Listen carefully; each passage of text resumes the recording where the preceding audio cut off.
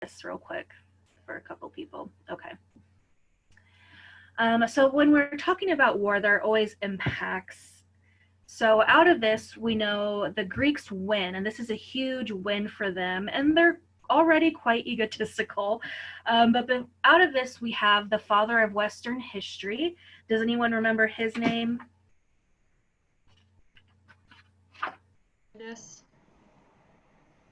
Oh, I'm sorry? Herodotus or Yes. Yes. That's right. So we have the Herodotus is the father of Western history, and he writes the history as his work about this war. But keep in mind, he's really not that objective. He is a Greek himself. He fought in some of these wars. But so from his perspective, right, everything is justified, right? Like, we are the Greeks, we are the best, and here's all the wonderful, beautiful things that we did.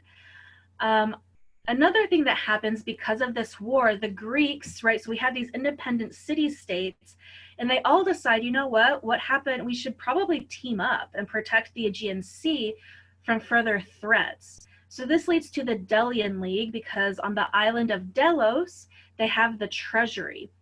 But slowly, Athens begins to take on a little bit more power and controls a lot more of that money. And so that's going to lead into some things that we'll be talking about today. So that's like my dun dun dun, right, with the Delian League. We're going to have some issues coming up here. We mentioned Pericles, and we really called him kind of the architect of the golden age of Greece, right? So he is, and we're going to read, or you guys should have read his funeral speech from today that Thucydides, there we go, Greek pronunciation, wrote. And he wants to really rebuild Athens, though, as an empire, right? So again, he wants to control this treasury that all of the city-states are paying into in Delos with this Delian League. And he uses this money to rebuild Athens because we know it's been sacked and destroyed by the Persians from this war. And from this, though, he hires a lot of artists for public art. He builds lots of public spaces. We know public spaces are important for the ideals of democracy to work. So this is why we call it the golden age, because there's this like burst of creativity. And we'll be exploring a lot of this art and theater next week. So on that note, with theater, we have people writing and making commentary about things that are happening. We mentioned Aeschylus, who is considered the father of Greek theater, but we're going to be reading two plays by Sophocles, and he specifically warns about the pride of the Athenians and their impiety, and we'll see how he addresses those issues next week and the week after as we read Oedipus the King and Antigone.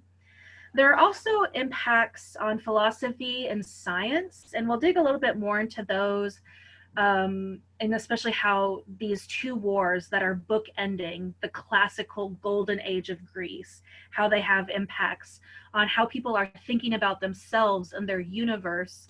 But above all, we can say the biggest impact of this war is the ego of the Athenians.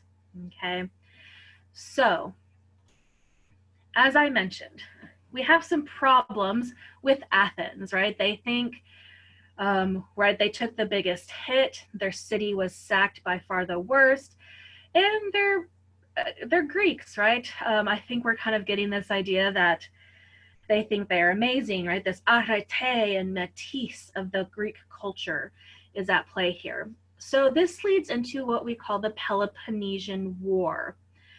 So this is going to be inter-Greek fighting, right? So we're not fighting Persia, right? So where all of Greece unites to fight the outside empire of Persia.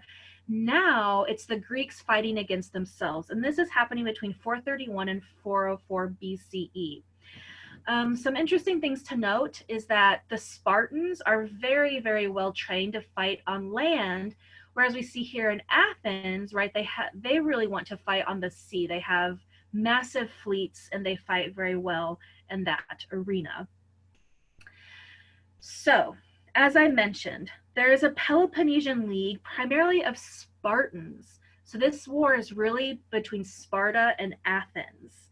And we know they're pretty different, right? We talked about them as two major cities in Greece, and now they're going to be butting heads. But on the Spartan sides, they have what we call a Peloponnesian League, and their allies really want to start to tamp down on the power that Athens is taking, because they also want to protect their independence, right? They don't want to be part of an empire of Athens. They want to be Spartans. And they also want to keep their competitions equal. So this begins the war, but as the war progresses, especially through the countryside, more and more people escape into the city centers.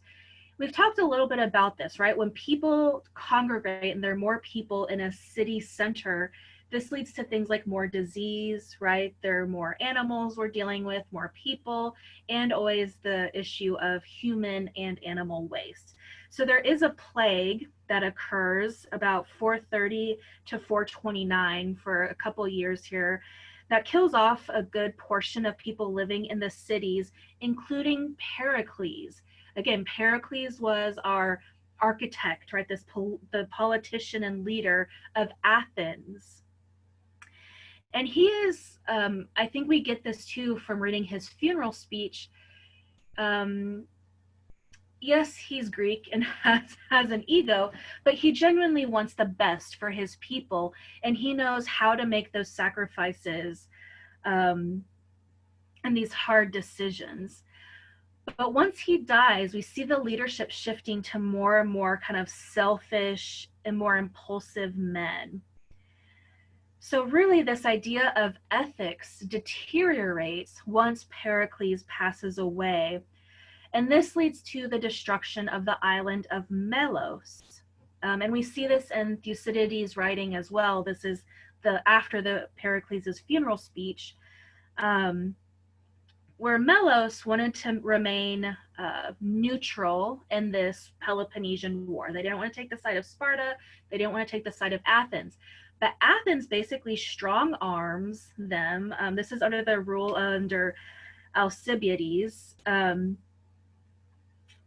He basically strong arms Melos into saying you have to pick a side, and if you don't, we'll kill you. Melos tries to take the moral high road and says, no, we're not going to choose a side. And this is where in the reading we find out that the Athenians capture all of their men, kill all of the men, and then enslave the women and children because they decided that they were not going to choose a side. So we can really see kind of how the moral construct of the Athenians has really taken a downturn with the death of Pericles and as an impact of war. And here we really see tension between freedom and despotism, right? And really this should sound familiar because this is what was happening with Persia, right? Persia wanted to take more and more control over Greek states, and the Greeks didn't like this. Now Athens is behaving in exactly the same way. They're behaving like an empire and not a polis. So with that, as I mentioned, there are shifting powers and ideas. Another thing this leader, Alcibiades, does, so not just the attack of Melos, but he decides he wants to feed his own ego through this war and decides to seek glory for himself and starts meddling in things he shouldn't meddle in. He decides that he's going to get involved in a dispute in Sicily. But this leads to a disaster. So again, his ego leads to poor decision making, leading to a disaster of losing over 200 ships and 40,000 Athenian men. As a result of this, he loses the support of all of the allies who are supporting Athens. Okay. Oh, almost there. Okay. And this is it, right? In the year 404, this is really it for Athens. They are no longer really an empire. They lose their allies. They lose the ideas and hope of democracy, and really erases any further potential for a unified Greece. So continuing to talk about those effects of war that I have here. So the war ends in 404. So over these next couple of decades, what happens? Like I said, it really ends Athens. They're not able to come back from this. Alcibiades makes some really poor decisions. Part of the peace treaties, Persia actually gets the Greek states in Asia. Okay, so they lose, some of the Greeks end up being considered Persia now. Athens has to tear down her walls and limit their fleet to only 12 ships. Again, because the problem was Athens taking too much power, right? And there's a little bit of some skirmishes. There's more competition for power since Athens is no longer the powerhouse. So we have a few more civil wars kind of crop up, especially between Corinth and Thebes, for example. And while that's happening, Sparta tries to lead a little bit, but they're not really that successful. Interestingly, Persia stays involved financially. So one day they may send money to Sparta to support them. One day they may send money to Thebes or Corinth, because Persia wants them to keep fighting amongst themselves, because that just makes Persia stronger and they can take more and more of the Greek colonies. Okay, so Persia's watching what's happening here too. As I said, this is also really just kind of the end of democracy as we saw it before, of these direct democracies, all of these amazing things that happened during this golden age of Greece, which we'll see more when we talk about the art and theater. And so this leads to oligarchy in Athens, right? Athens was the seat of democracy, and now that has shifted to the power resting with the few and the rich, right? Which is anti-democratic, where we had it before. Another interesting thing that comes out of this are mercenary armies. Now, a mercenary has no loyalty to a city or state, right? Like Spartans fight and die for Sparta. A mercenary, you pay them to fight your war, right? So this idea of having or being loyal to your city, and on this note, even your patron god or goddess, that no longer necessarily applies if you're a mercenary, right? You just go where the money is. So in this case, you might be fighting people you know, right? If you're a mercenary and Persia is paying really well, you may end up fighting family members, people you fought in other wars with. So this changes some dynamics in wars. Okay.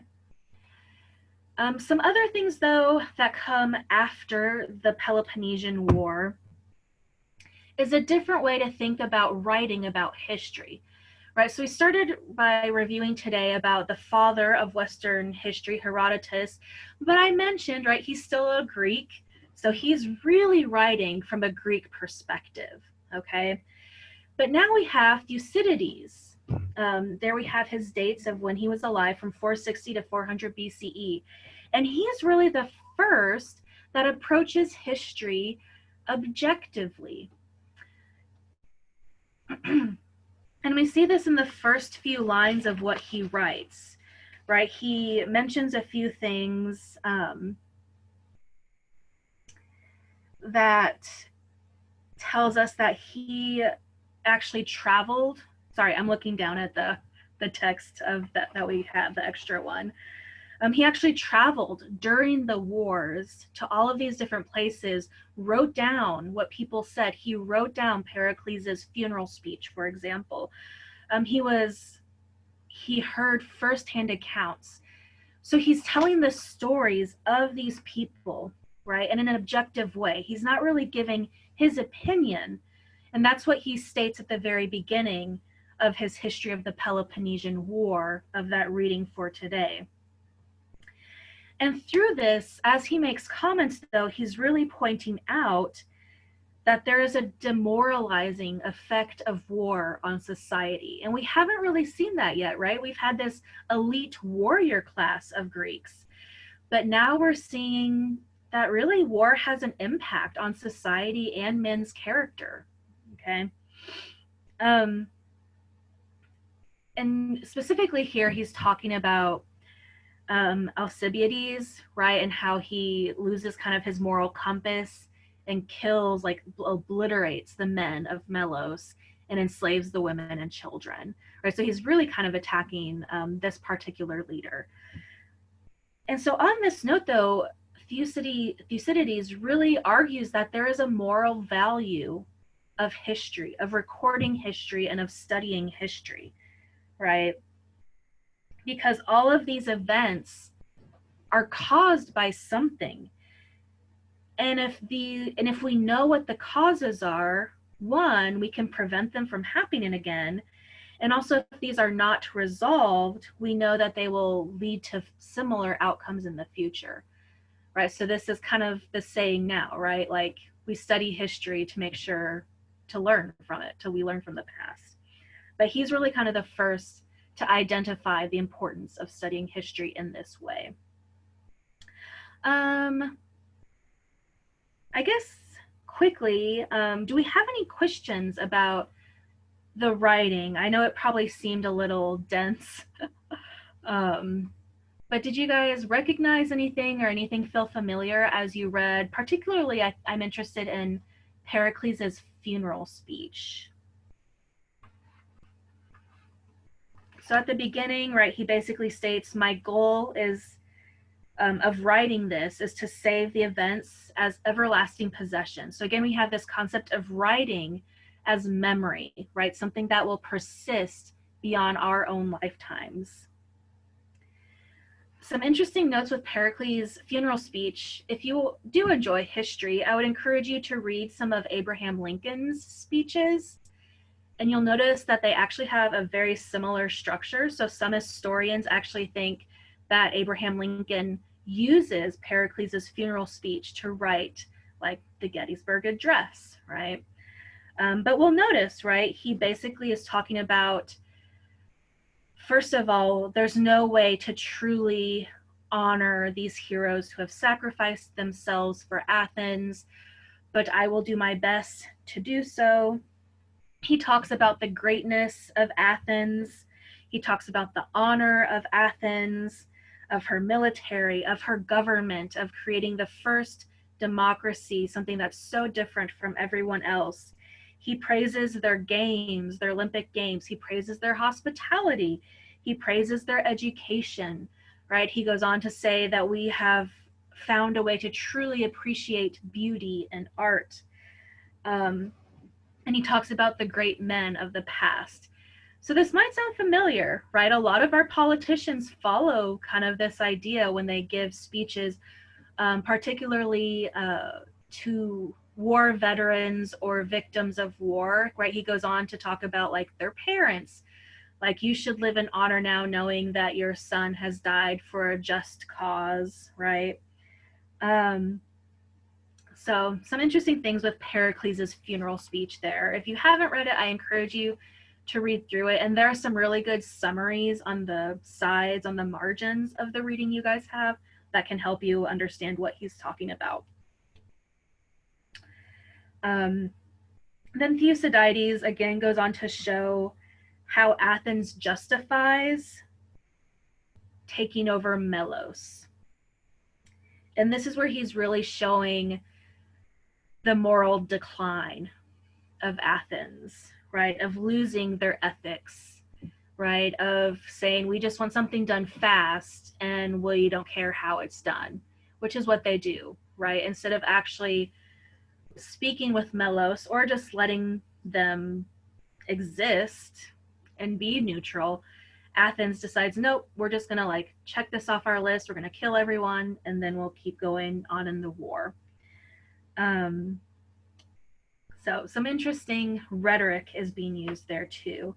But any questions right now about that reading? I gave kind of just a quick summary. Again, if you haven't, I encourage you to give it a read and then maybe even make some comparisons with, like I said, Abraham Lincoln, some of his speeches. But all right, well, another result or impact of the war is how theater is used. Now, we have had plays before, but predominantly it's like epic poetry, right? Most Greeks would sit around, there would be a lyre, which is like a strumming instrument, like that lyre box. So there would be some music as a poet. Sorry, I'm trying to move stuff around on my screen. There we go. Would sing, right, or tell these epic poems and stories about what is happening in the world or in history or mythology and legends. So this is kind of the root of theater and music, right? And now this begins to shift and people start writing, right? We had Aeschylus and Sophocles who are writing kind of these warning tales of what happens if you're too egotistical and start making poor choices, right?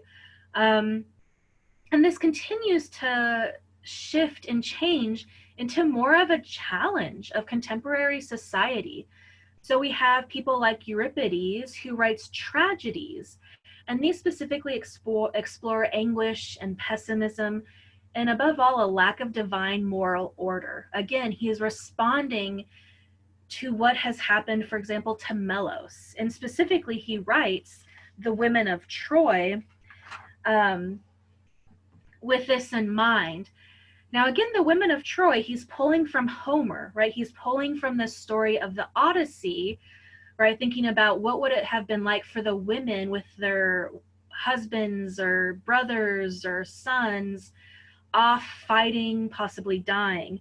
But he uses this as a parallel to talk about what it is, that feeling of loss of having all of your men killed, which again is what Athens has just done to the men of Melos, right? But Euripides is much more of a tragic writer of drama and theater. But we do have another side. Aristophanes, for example, and we have again his dates of life here. He uses more comedies. And here he writes comedies as political satire. And this should feel pretty familiar to us, right? If you still read the newspaper, there's always like a political comic, right? And so there's supposed to be a satire on something. And he uses costumes and pretty crude humor.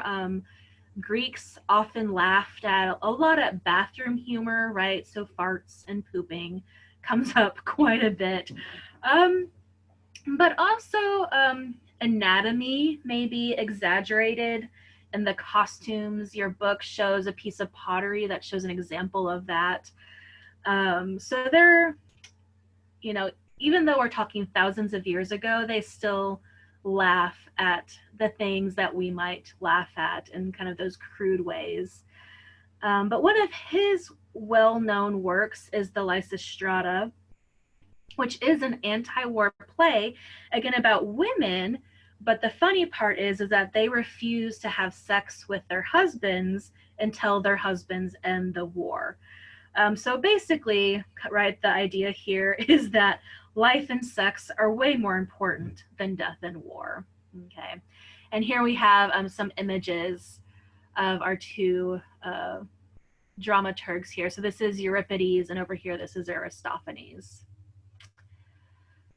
But we also have some changes in philosophy. So we're going to begin to kind of set the stage, and throughout your career at Milligan, you'll be studying some other philosophers as you continue to study philosophy in your humanities classes, but this is really the beginning.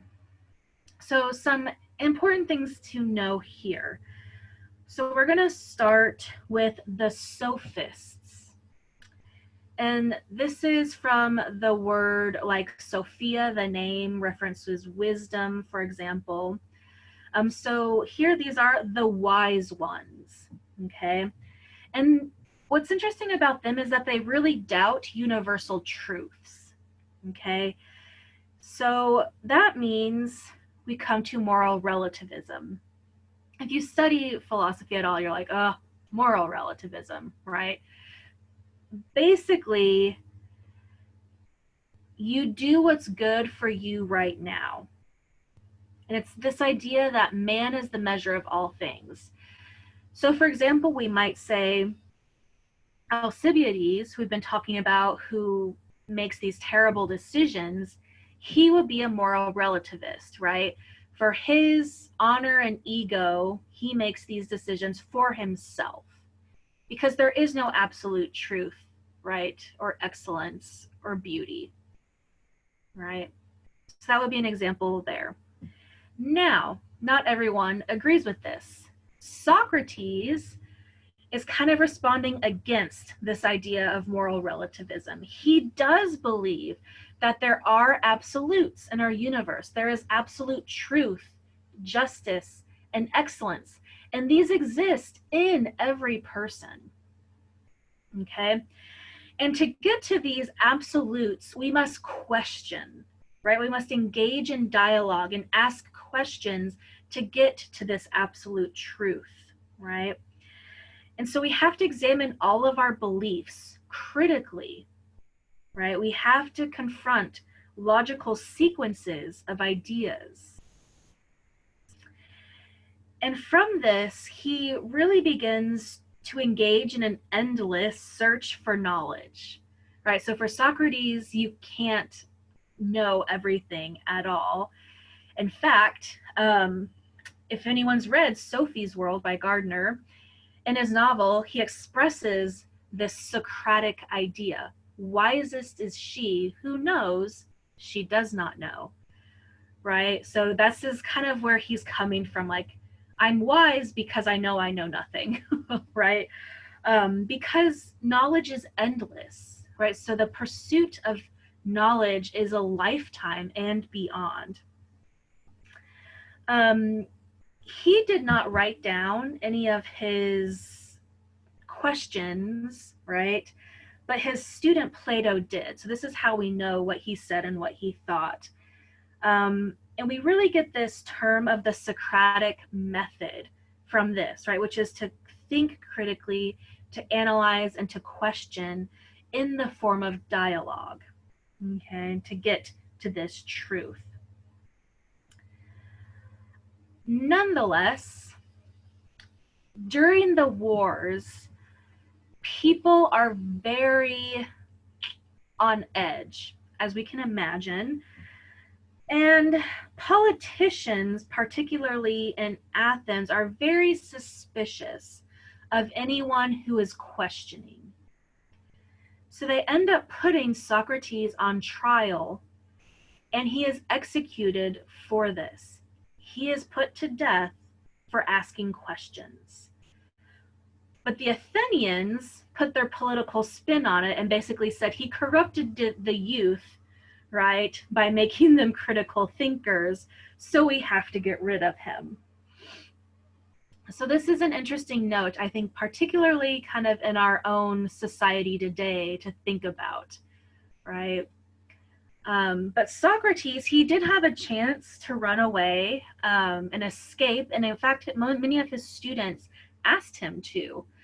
But he said, life without inquiry is not worth living, right? So to live in exile, to live isolated and alone without the ability to inquire, to question, to engage in dialogue with others, he said, that's not worth living to me. So he stayed in Athens, allowed himself to be captured, and was then executed. So this is a statue of him.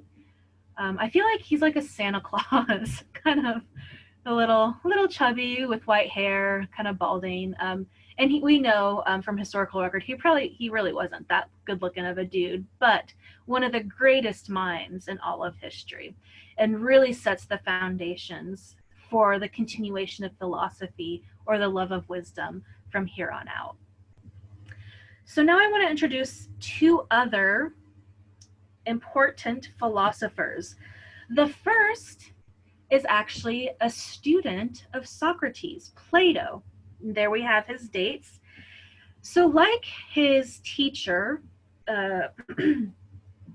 Socrates, he also believes that there are absolute truths, that there is absolute justice, but they exist as ideal abstract forms, right? Because as humans, we are limited, right? We live in an imperfect world of the senses, so we can't truly experience an absolute truth or absolute justice. But what Plato really encourages is philosophical inquiry, right, to approach this ideal, right? So again, he is fighting against moral relativism, right? He does believe there is an absolute truth or rightness or correct way of doing something, right? We can't just say, oh, well, right now in this moment, right? But through this, for him to achieve this truth, albeit ideal or abstract, we have to go through a very important process of introspection and self-awareness. Now, this clearly has lasting impacts on religious perspectives to this day, right? We talk about our individual relationships with God and prayer being a meditative and individual introspective thing. This is incredibly Platonic, right? This comes from this idea of Plato, to access a higher idea or being happens by going inwards, right? Now, Plato has just witnessed his teacher, Socrates, being executed by politicians and by the state of Athens. So he's quite questioning, if you will, right? He's a little hesitant about politics. A quick note, he does establish a school, the Academy, as you see there. But he does write, probably most interestingly, one of his works is called The Republic. And he's very intrigued by the ideas of Sparta. So again, he's really critical of Athens because of what has just happened to his teacher. He's really interested by the ideas of Sparta. We're in the middle of this war. So he writes this, and he thinks politically, the best political system is an autocracy with a ruling philosopher king, right? So only someone who has been trained in philosophy, right, trained to see and search for absolute truth through introspection and self-awareness, only this person can achieve absolute perfect justice in our imperfect world, right? So for him, democracy has not worked, right? The rule of the many is not working. So instead, we have a philosopher king who rules. This is his idea of a perfect political system. Okay. So now let's talk about Aristotle. Aristotle is a student of Plato. So we kind of have like three generations, right? Kind of like Socrates is kind of the grandpa, Plato's kind of the son, Aristotle would be like the grandson of Socrates, if you will, kind of on my filial generational experiment here. So Aristotle is Plato's student at the academy that Plato sets up, but he doesn't necessarily agree with his teacher's idea of things, and he really departs from this idea of perfect forms or ideals, or this perfect idea of what is right or just. And because for him, he thinks ideas cannot exist outside of their physical manifestations.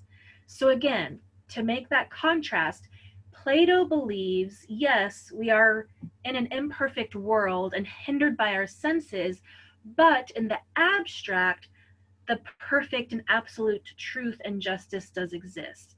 Aristotle says, no, no, no. It can't just be abstract. It has to be physically manifested in our world. So for Aristotle, what's really important is observing, to study actual entities that we can see and touch and smell and taste. So you're thinking, this probably sounds familiar, right? From this, we get the categories of knowledge, right? This is what you all are studying in college, right? You're studying these things, these categories of knowledge like ethics, natural history, metaphysics, and of course, logic. And logic really becomes the primary tool of philosophy and science up to this day, right? In terms of politics, Aristotle also has some different ideas than Plato. He believes that inevitably from observing his world, right? They're in the midst of a war. Everything is going to hell in a handbasket, as my grandma would say. So he believes really all governments degenerate into corruption. So the best option, the best political system that one can choose is to have a small polis, right? So an individual small city state with a mixed constitution and a powerful middle class, so that way balance can be achieved. For Aristotle, and we're going to read his Nicomachean Ethics, so this idea of balance leading to happiness is very important for him. So this is how he thinks of it politically. But as we'll read later, we see that this applies to all aspects of life around him, that we should avoid the extremes to achieve a virtuous middle ground. And this is what leads to true happiness for Aristotle. And this is what he calls the golden mean, is we achieve through moderation. Like I said, we'll talk about that a little bit more, but I just want to help kind of set that foundation for right now when we go in to read some Aristotle. Okay. Yep, so that's what I said. So a small polis, mixed constitution, and a powerful middle class to avoid the extremes, right? So we don't just want power with the rich upper classes, and we don't want the opposite either. But that balance is really important to Aristotle. Okay. So moving on, science. We're going to see a huge shift here as well. Previous influences in terms of science and the study of medicine, we have influences from Babylonians and Assyrians and Egyptians. We know all were very focused on education, right?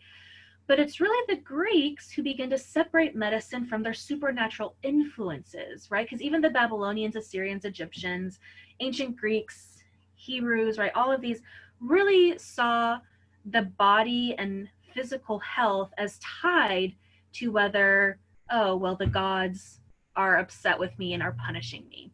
But it's really at this specific moment that we see a change.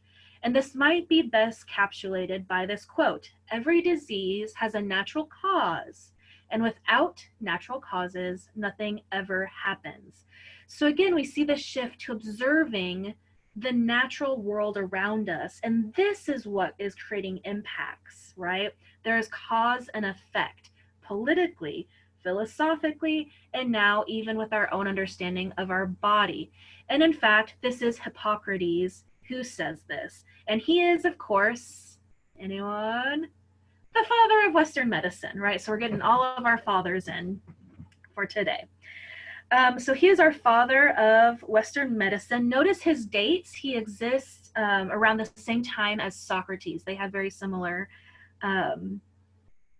lifetimes for, right? They're both like 460s, 470s. All right. So he is very into observation, of being rational. And he writes these in what he is called now the Hippocratic Collection. And this really helps us and kind of center all of our understanding on humans, right? So it's really the fact that humans are at the center of everything. And Dr. Blackburn used this term, right? It's anthropocentrism. Anthro meaning, right, the study of humans. So think like anthropology, but centrism, right? So centering all that we do, study, and think on humans. So this clearly impacts science, right? The human body itself is the center of study, right? It's not the gods, right? The gods are not punishing us, but rather something in the body has gone wrong or off balance, again, going back to Aristotle, and that's what we need to look at to treat the disease. From this, if you are going into medicine or know any doctors, you know that they take a Hippocratic oath, which again is coming from this, of centering our study on the humans and to not do harm to humans. So this is his lasting impact to this day, that we shall do no harm in the medical field. Okay. So, how are we feeling? Any questions, comments, concerns?